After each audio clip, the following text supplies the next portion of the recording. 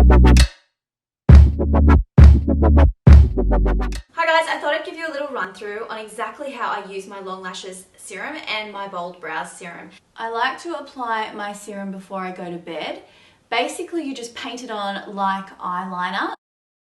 I had lash extensions for nearly 2 years, and after using long lashes for just over 6 months, my lashes are incredible. So I've started using the Bold Brows Serum to try and get my eyebrow hairs to grow back in the patches where none grows, because in the past I had overplucked my eyebrows.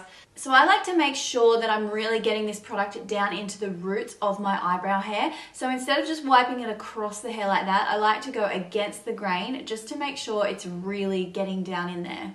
The place that I noticed the biggest improvement is down in here, because I used to overpluck my eyebrows so much. They were so thin. I have no idea what I was thinking. But really, like, look how much hair I've got in there now. They've really, really come along.